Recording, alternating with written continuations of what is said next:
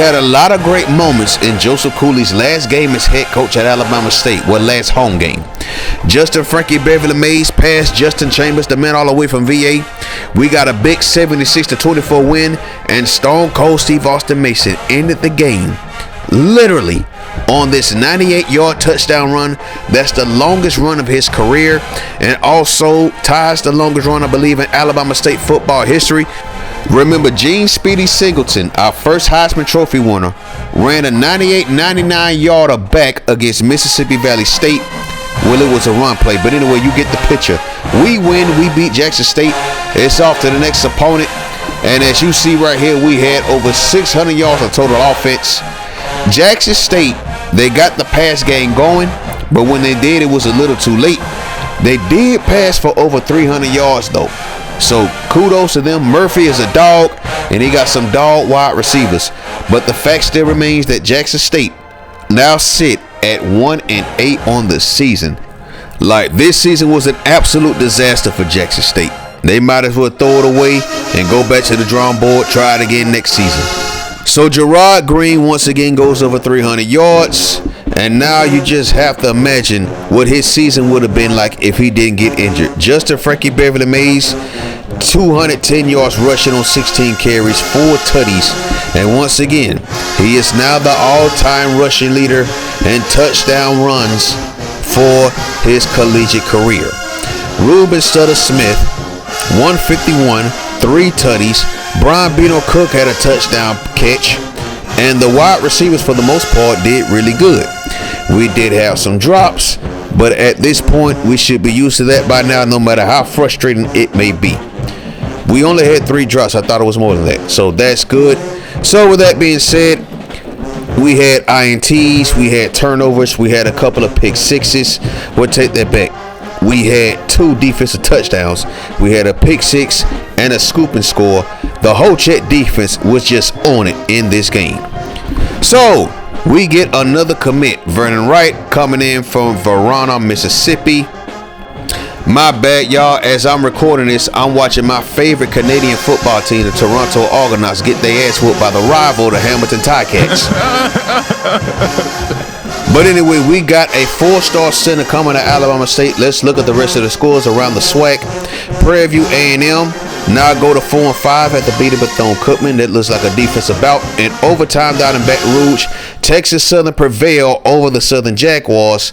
Texas Southern have now won 8 straight games on the season. Out there in Pine Bluff, Arkansas Pine Bluff beat Mississippi Valley State 20-17, and it looks like Valley tried to make a late run, but it was too late.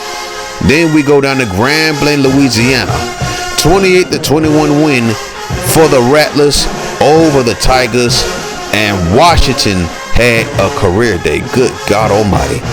Meanwhile, over at the MEAC, North Carolina A&T pick up their second win of the season over the Tennessee State Tigers, and now it's safe to say that Tennessee State is out of the MEAC title hunt.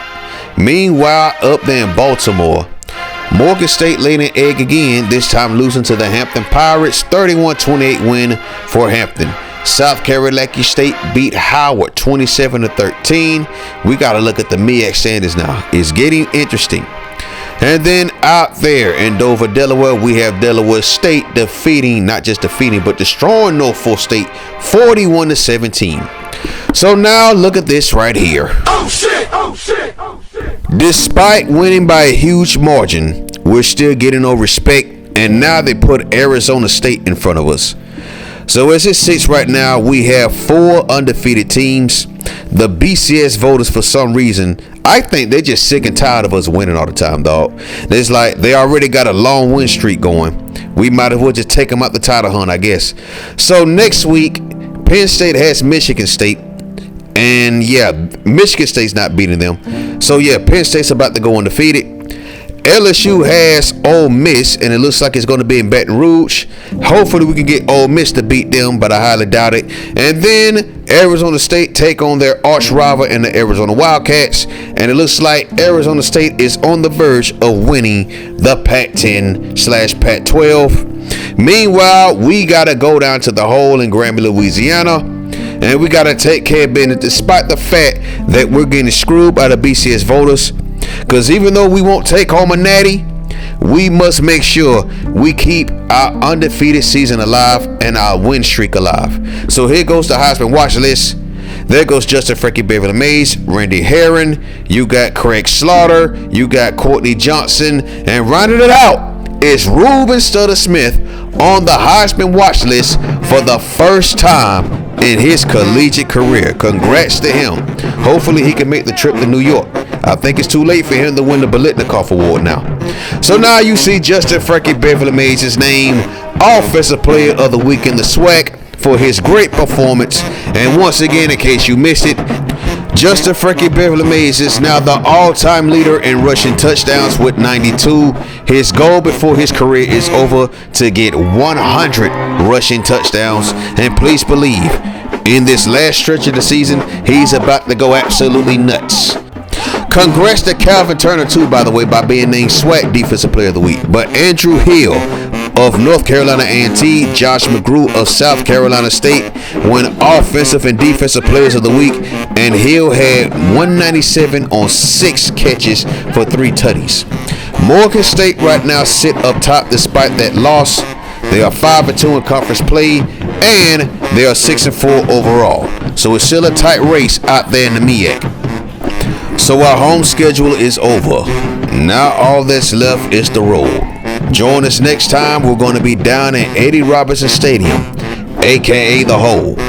We're going to be taking on the Grambling State Tigers. We must make sure we win out in the season. We want to make sure we keep that win streak alive, despite what the BCS voters think. Thank you for watching. Peace.